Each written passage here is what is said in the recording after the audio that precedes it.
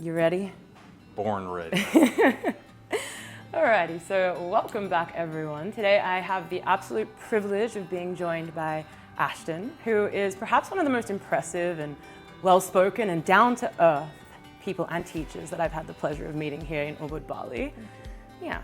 Ashton is the co-owner, the manager and lead teacher at Alchemy Yoga and Meditation Center, which is probably like the biggest wellness hub and community across Bali with, you have locations in Ubud and Uluwatu and a cafe in Canggu. So like the restaurants are separate technically as businesses, Okay. but my business partner for the yoga is the main owner of the restaurant, so we're obviously very close and synergistic with all the things that we do. But the restaurants have been around for, at least the one in Ubud for about 15 years, so Oh wow. much more Incredible. time than we've had with the yoga. Yeah, and you offer yoga, you got classes, you got trainings, you got retreats, you got workshops. And these classes get like 150 people. How many people were there this morning? I mean, the most for yogas, it fits 100 in the big dome. Unbelievable. The smaller domes like 40, but events, can get 350 plus and stuff like that in the big space. It's unbelievable. It's so inspiring what you're doing. People clearly love it. And so there's so much I want to talk to you about within the realm of the human experience and the mind and meditation. So I'm really excited. But perhaps you could begin by sharing why you do what you do and why you've created what you have created. Sure. Why I do it, I think, is a combination of both that I genuinely enjoy service, but also even if I didn't, I don't think I could not if I tried anyways. Whether we say it's because of all the Virgo in my chart or because I've just been teaching for so long that it's what I do. I can't really turn it off anyways. For my daughter's plight all the time, and it was Dad, it just kind of comes through me, and I genuinely love sharing the practices, the stories, the technologies of that have helped me so much in life. And so it's just the natural, it's just what I do. I'm just stoked that I have a platform to do it. In terms of starting Alchemy, it really came to a point of wanting to share the particular lineages that I'm a part of to the world in a place like Bali, where I think the yoga community as a whole in the world right now, everyone knows about yoga. It's not some weird thing anymore, the aunties, grandma, all the things, they've all done yoga at this point. But I feel it's kind of at a place where I know, especially living in places like California, where a lot of people have been doing yoga for 10 plus years now, and it's all asana based, and they're all right, what else is there? Is this it? And so you see, even within the history of where these traditions fit in the timeline of India, of this process of maturation of the views and the approaches that we're seeing hopefully continue on here in this sort of modern expression of yoga as asana is great. And it's not the classical, you still do yoga asana, I just meditate now because I'm super spiritual. It's not that at all either. It's a different understanding and approach to asana that actually applies to everything that we do, which is very much part of the methodology of the traditions as well. So having the space to be able to share something that's very familiar to many, but through a different vantage point, from a different approach and methodology, and then of course getting to expand to so many other elements of the practices where, my heart's in things like mantra and puja and things like that too. So actually having places to share those sorts of things is awesome. That's so cool. And you mentioned it's a way of sharing the lineage that you love, which is Non-Dual Śaiva Tantra. Could you explain the essence of that? And it's overwhelming how many different paths there are. Why have you resonated so strongly? Sure. Well, I think for me, I had been exposed to classical yoga and hatha yoga from a very young age. So my jiu-jitsu sensei started teaching us Ashtanga yoga when I was 12. And so was exposed to it very early on. All growing up, it was kind of in the background as well in this realm of mostly just asana and things like that, the philosophy I had from the Taoist side and all these sorts of things. The the problem was that, well, one, I mean, growing up, I was quite like disenfranchised in the United States, just being like, I don't, you know, the things that I care about, nobody else seems to care about. And like the questions that I have as a being, people don't seem to like value or care about. And so being exposed to yoga as I was, the idea is like, okay, well, where's that going? It's like, oh, well, you have to like give up the world and become a monk and like do that sort of thing because the world's an illusion.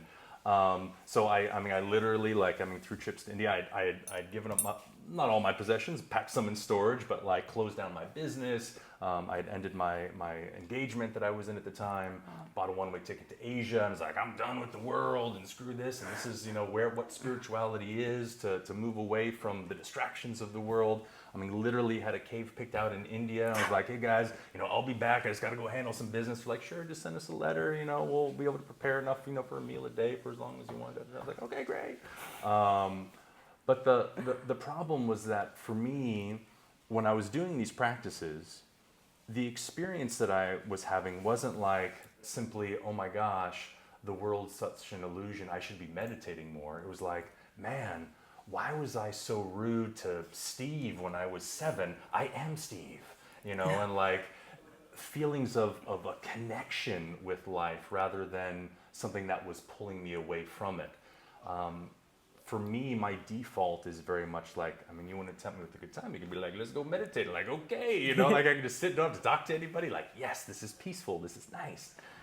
But life continuously has like pulled me back into it, into relationship for it. And the practices are something that was naturally deepening that rather than taking me away from that. And as much as like I, you know, go kicking and screaming back into it because I prefer the easy stuff, when I was first exposed to the tradition through a book by Swami Lakshmanju, which was the book on the Shiva Sutras, which is actually a transcription of talks that he gave.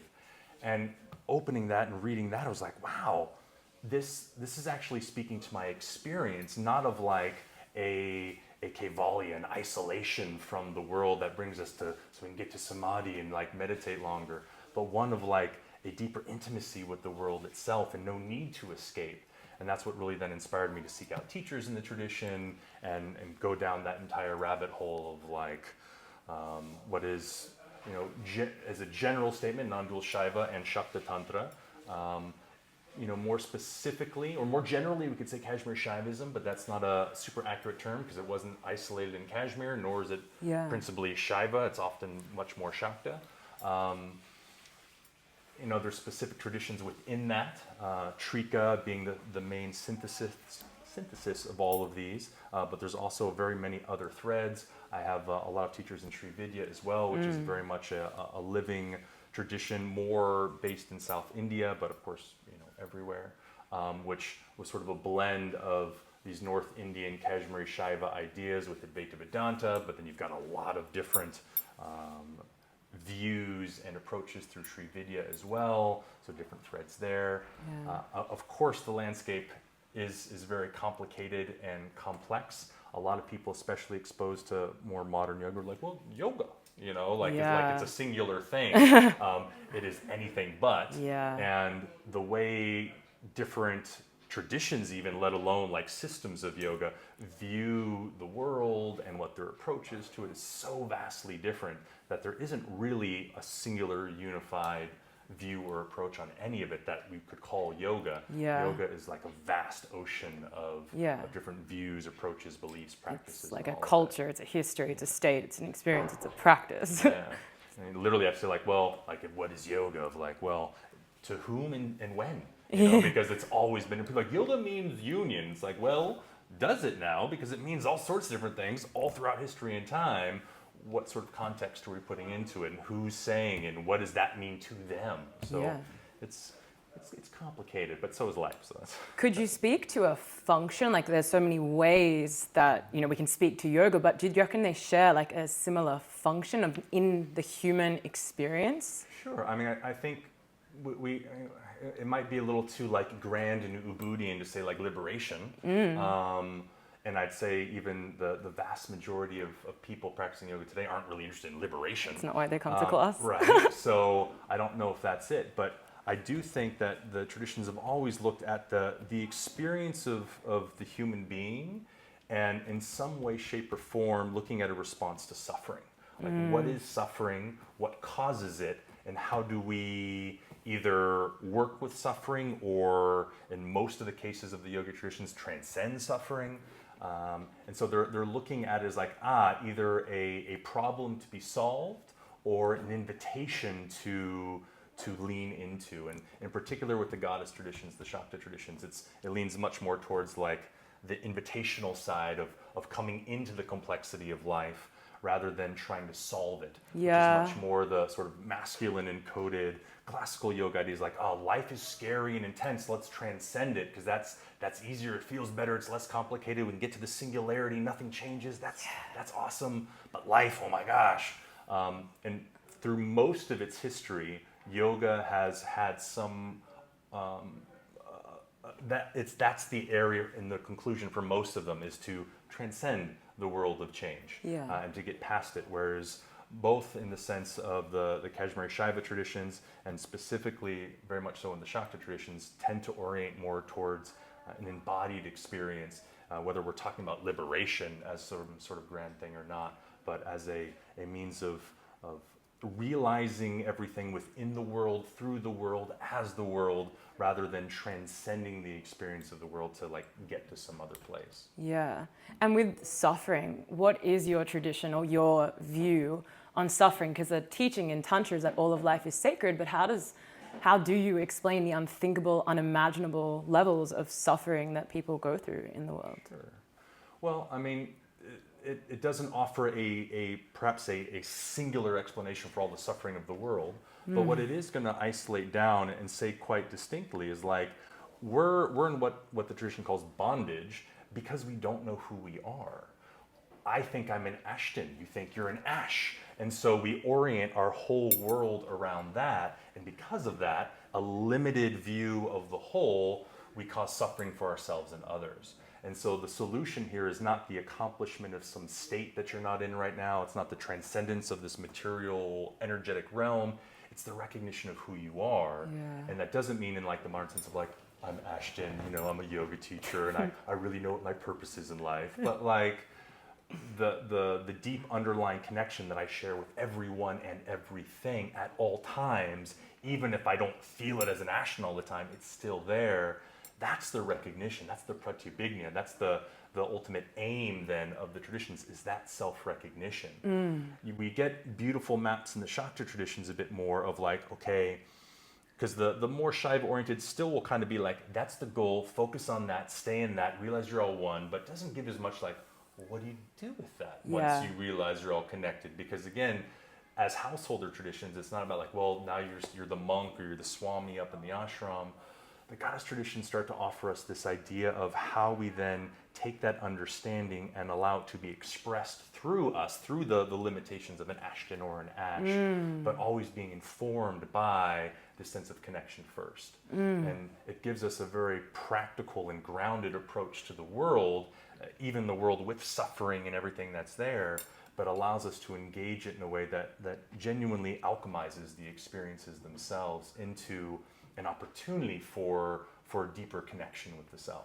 Yeah, I'd love to hear you speak to this, the ego, because obviously the ego is an integral part of our existence, but it also makes our existence so challenging. Yeah. I mean, the ego gets a bad rap in a lot of yoga circles. But we need it. Well, I mean, not only do we need it, do we need it? No, that's a final statement. Do we? I mean, I don't know that we do need it, but I sure think it's helpful and functional when we're working in the world. Yeah. So there's a couple stories, and again, I don't know how much kind of time we got, but like we can go through like a goddess like Akhilandeshwari or a god like Murugan. So Akhilandeshwari, she's the goddess of the cosmic whole. The Tamil poets give her the name like the goddess who is never not broken. Her story is ultimately of like riding this crocodile, and the crocodile representing like all of our fears, all these primal sorts of things that she rides it, not even controlling it, but actually riding it with the grace and the uncertainty and everything else, and moves with it. In a similar way, we get Murugan, who, when he defeats the shape-shifting demon Surapadman, who at the very end of the battle transforms into a mango tree to try to like escape and hide from Murugan. Murugan takes his spear, which is the very power of the goddess, and splits the tree in two, which is splitting duality. But then from that come the peacock and the rooster. He ends up making the peacock his vehicle. Like all Hindu gods have like their little power animal. Yeah. So like his is the peacock. And then the rooster he puts on his battle flag. And the imagery here is that the peacock is representative of what we could call the ego, right? Like he's not destroying the ego, he's actually riding the ego. Right. And that's the point of like when you know the self, when you're oriented to connection first, then the personality of Ashton in my case is the very vehicle in which I engage the world. It's just a question of where's the identity. If I think I'm the peacock, if I think I'm the Ashton, then I'm back to creating suffering for myself and others.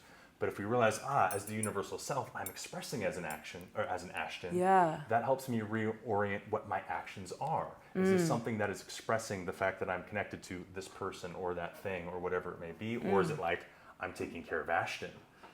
It's also not an excuse to be like, well, don't take care of Ashton ever because you're this universal self, which sometimes we go the other way with that stuff. It's not saying that either.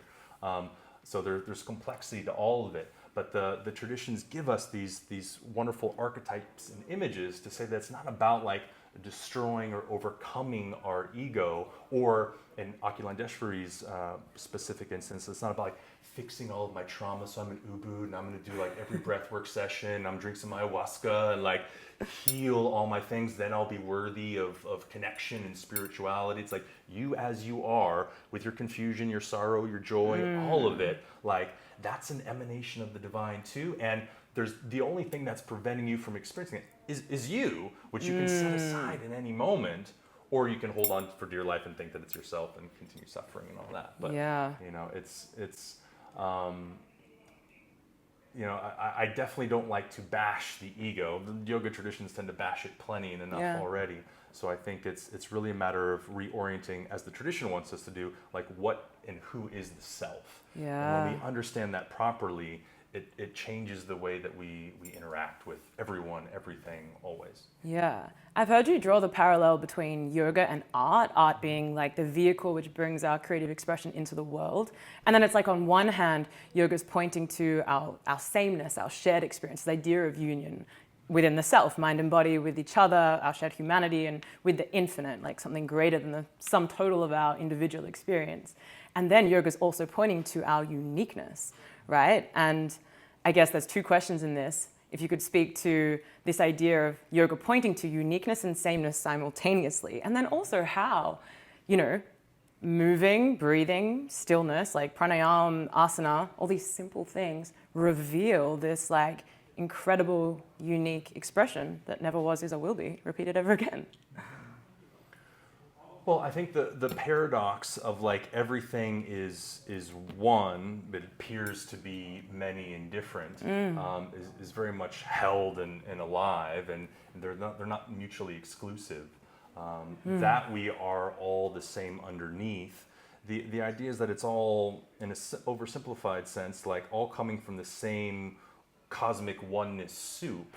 But the way the analogy that I like is a lot like old school photography, where you had to go in the dark room and you had your little like negative and you'd expose light through to the paper underneath, and then like if you gave it too much light and you went to go take that piece of paper into the chemicals, it was just a white piece of paper, nothing would get exposed.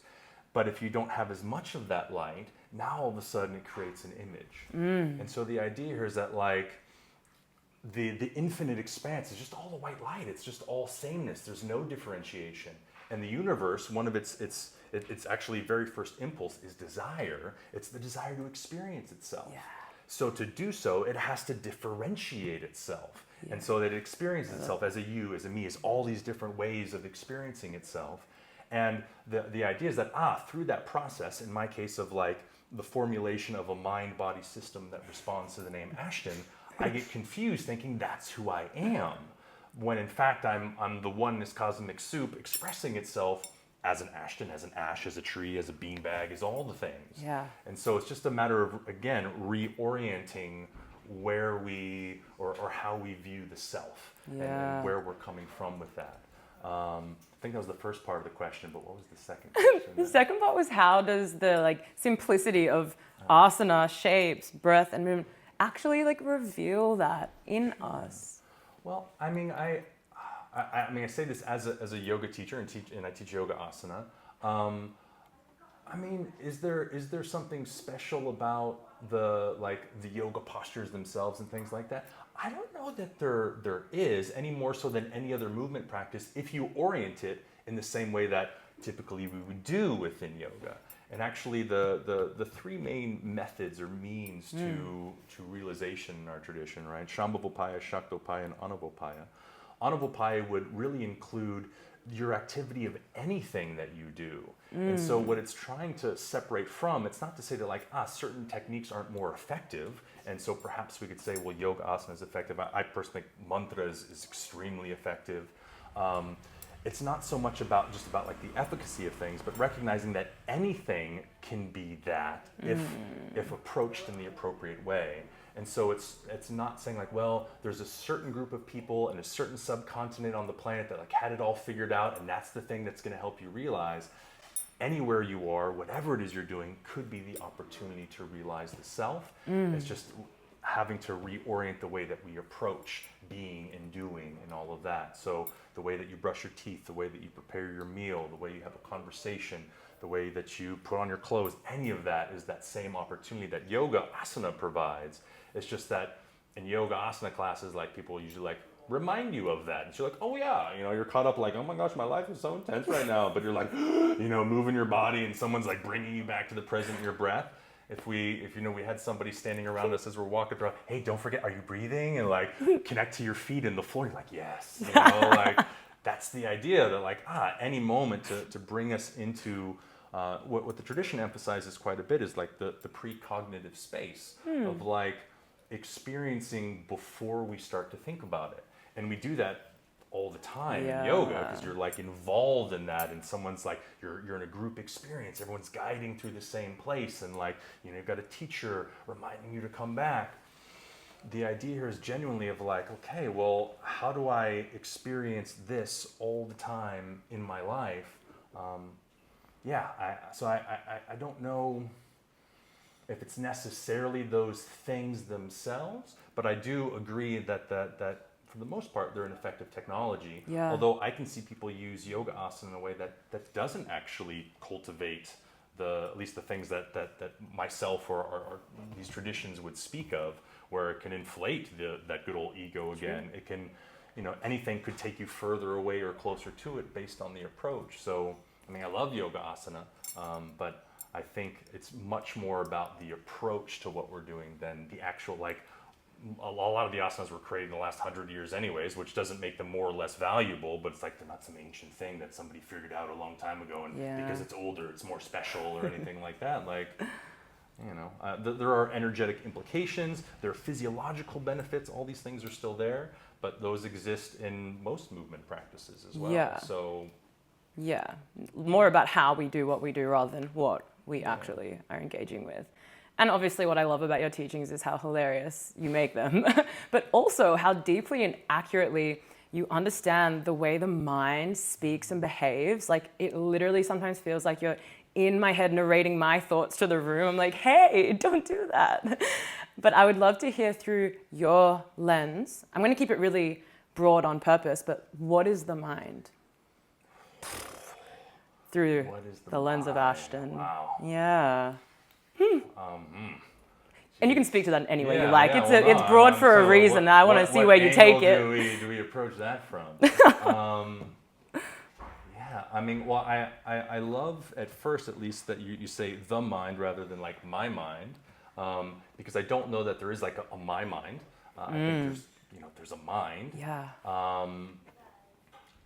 I think in terms of what the mind is, or at least from the perspective how we experience it, the mind is pretty much the same for all of us. It might take on different characteristics from time to time. And we're not talking about the brain and its brain's function, because there's different biochemical things and all sorts of things that can go down those rabbit holes. But like the essential way that the mind operates and thinks is pretty universal. And so I think through at least modern culture, and I grew up, in America, like you don't spend a whole lot of time like thinking about the mind. You like go to school, get a job, use your mind for things, but then like make money, and that's how you'll get happy. You can buy stuff and get a house, get a relationship. There's not a lot of like process of what the mind is. Now you're a meditator, a meditation teacher of like meditate, like you start to get to know the mind pretty dang well, and so you start to realize like, oh, one, it's freaking nuts, and there's no like, oh, it's just it's completely batshit crazy for all of us. And then really, I mean, if I'm speaking to a space, if it's in a class, I'm speaking to my mind too, and I mean it's connected with other people, because like we all share mind, and so we can all relate to the experience of what that is. And it's not like, oh, it's unique, or someone does lots of yoga, all of a sudden their mind is magically going to be different from everybody else's. It's like, welcome to being human and like experiencing this. So I mean, what it is, I have no freaking idea what it is. But in terms of like, what it is that we're doing when we're interacting with and all that, hopefully that. No, absolutely. And I would love to hear your opinion on one of the most famous yoga sutras, Chitta, Vritti, Nirodhah. Chitta meaning mind, Vritti meaning movement and fluctuation, and Nirodhah meaning the cessation of, like, to stop thought. I'd love to hear your interpretation of that. That's probably a bit more palatable than. Well, I mean, we like, for myself, I don't teach from the Yoga Sutras. I teach from texts from our tradition and things like that, but of course familiar and with that line, because it's like, Patanjali's jam. One, I mean, this speaks to the ideas of different views of yoga. So for Patanjali, classical yoga, he's coming from a monastic tradition. He views the goal of his yoga, which is informed by Samkhya philosophy, as a means of disentangling yourself from nature. And that the point is to experience Purusha, spirit, separated from the world of change. And so, I mean, for him, the yoga as the cessation of the fluctuations of the mind, I mean, that makes lots of sense, because any fluctuations of the mind is simply distracting you from the experience of oneness experienced through the state he calls samadhi. I mean, that's great if you are a monk, because, all right, you go and you sit down in your cave, and like the first few years, you're working through your childhood trauma and all the things that come up, and you're like, holy crap, when I was 3.5, I could totally remember that now, and like all the things that start to come up. You work through all that. Your days are the same. You wake up, you have your food, you do your practices, you sweep your cave. There's no new challenges. You're not paying taxes. You don't have relationships. And so further and further, the mind gets emptier and emptier and emptier. While there can be some value, I think, in having a more empty mind, I'm less concerned with having an empty mind. I like that my mind is like, pew, pew, pew, think about this, think about that. That's exciting. The problem is more when like I'm identifying with those thoughts, that's creating problems, or I'm cycling through those thoughts through anxious thinking, repetitive thinking, things like that. That creates more of a problem. But I mean, in the same way that you and I are having a conversation now, but there's the occasional motorbike or person talking, if I'm involved in this conversation, I'm not really hearing any of that sort of stuff. If I'm immersed into my experience of being, I'm not really hearing my thoughts. They don't need to be empty or quiet. They're still often like, hey, pay attention to me, don't forget me. But I'm like immersed in what I'm doing. And so it's not about stopping that. Because again, don't think about cinnamon rolls right now. Like you can't really stop yourself from thinking, which goes to another thing why the mind's not your mind. If it was, you could stop it. This ain't gonna stop. And if you're living in the world, you have new experiences, new stimuli, new questions all the time. It creates such most of the yogic traditions that have been exported to the world are monastic ones. And so it creates this horrible friction in modern people of like, oh, but like I'm told I'm supposed to like stop my mind, be calm all the time and just like chill. But like I'm living in the world, I'm driving through traffic, somebody almost hit me with their car, this person screwed me on this and da-da-da-da-da, like all the things like, I mean, how do we want them? No, I'm no longer affected by this because I'm just not going to think. Like, welcome to the spiritual bypass at that point. So I don't, again, it goes back to earlier of like, it's all about reorientation. Is the tool a vehicle of the way that consciousness in its singularity is manifesting itself, or is it that which covers that over and makes me think that it's all separate, and now my mind's a problem that needs to be solved or fixed or quieted? I mean, most of the yogic traditions, Hatha Yoga included, is about like control, like hatha, like forcefulness of like, how do we like force the Ida and Pingala nadis to like come into Sushumna and like make her rise up as Kundalini Shakti. Like, I mean, good luck forcing anything in life. Like, force the weather to stop, you know? Like, it doesn't really work that way. It can work well enough that way if you are a monk or nun and you're focusing on controlling your external and internal environment, but it doesn't work so well living in the world. And again, which goes back to much earlier of like, the idea that this is a maturation of these traditions. Even if we don't want to say it's a maturation, we could just say like it's a reorientation and application towards people actually living in the world, so that it's not creating this tear between my life. You have passions, you have things that you love, you have people that you love, where it's like, oh, those are all just a distraction to realizing truth. Like, that's unfortunate. Like, if our yogic traditions are telling us that, like, that's, to me at the very least, that's a problem. And that's, again, the vast majority of them. So, I mean, a million rabbit holes to go down with it. But no, like you said, for us living in the world, I've heard you say it before, good luck trying to stop your mind in any regular or consistent way. But then it's like the mind can trap us in loops of fear and cages of conditioning, but then the mind can also liberate us through insight. So how then can we work with the mind and navigate the mind within this experience? Yeah, I think what the tradition will stress is like, as the primal thing, the first step is like breaking free of the control that the mind has over us. You can liken it to like children that are growing up with devices in front of their face all the time. It's like, here's the device, it's constantly drawing you in, and now it's sucking you in. That's what our mind has been doing as long as we've been embodied. It's like, hey, pay attention to me, I'm the one. And you know, I'll equate it often to like someone with a gambling problem, where they gamble away, they lose tons of money, but they won like $500 one time. Like, look, I won, I got the system down, ignoring that they just lost like 10,000 the month before. That's what you're focusing on. The mind is like, hey, if you listen to me, I'll make sure your life is good. So plan, think about things, then you'll get the stuff that you want.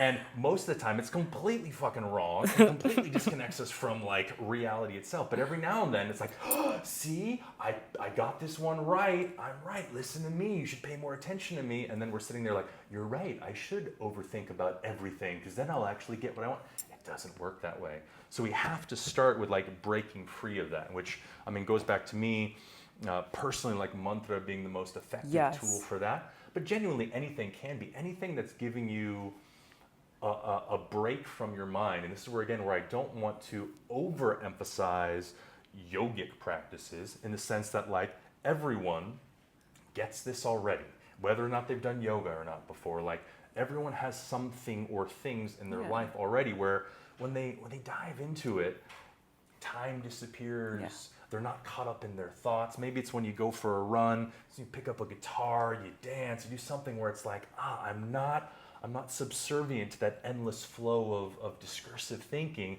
I'm just experiencing being. Now, many of those things don't have a tradition wrapped around them that helps us to like actually put voice to like what that is and how we cultivate that and why that's important. So it might not get held in the same way, but everyone has these practices already. It's just a matter of like orienting more and more of what we do, including like, this is practice time, I'm gonna go do yoga for an hour, like reorienting to that, to recognize like, it's there all the time. What do you think is the role of meditation in this?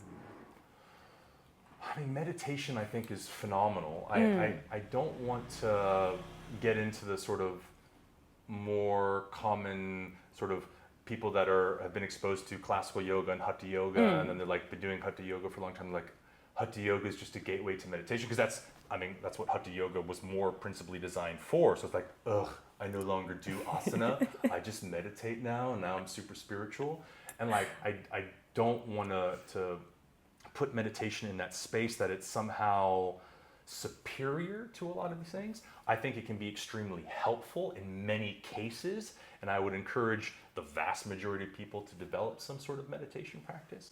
But it doesn't mean that meditation means close your eyes, sit still. Yeah. And it goes back to earlier of like, you might have practices already that are meditative for you.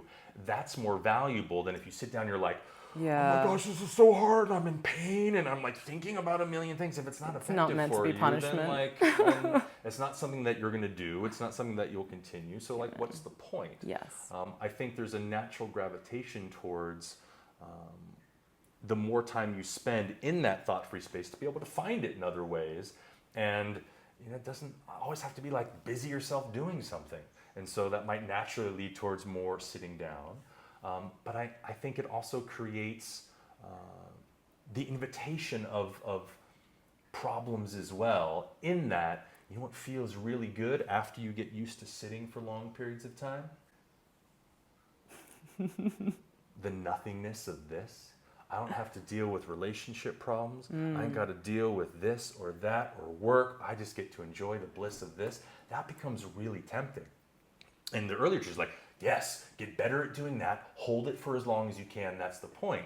But what it does, it actually starts to create, again, this disassociation from the world to like, this feels good. This is way easier than having to deal with life. And I think that can be problematic. And you see that a lot with longtime meditators, where there's a disconnection and a disassociation with life, their feelings and everything else, because that's usually promoted like, oh, you don't want to feel anymore because feelings are a problem.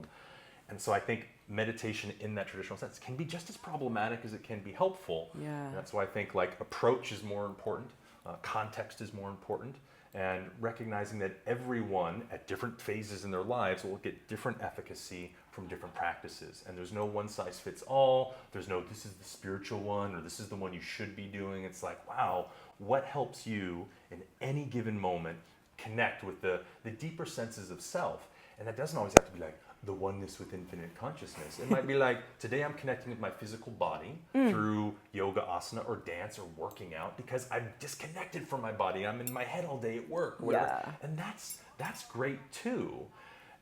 And then we find through all these different practices, it will just continues to bring us closer to what we call the self. Yeah. And wherever your capacity or agency is for that day, I think is wonderful, rather than trying to force something because like, I heard meditation is really good for you, and so let me sit and like struggle through and then hate meditation. Totally. And again, if we're living in the world, it's the eyes open experience that is the most important. If you become fixated on just what's happening, if you choose to do a stillness practice. Well, and I say that the point of meditation isn't to get better at meditation. Yeah. The point of meditation is to find clarity to help you engage life more. Yes. And so like, I keep getting better like sitting longer and longer and longer, but like your life is a mess. Or even if you're not chaotic in life, but you're just disconnected from life now because you're off in this la-la land. Like, that's, to me at least, not the point. Yes. And from the viewpoint of a household tradition,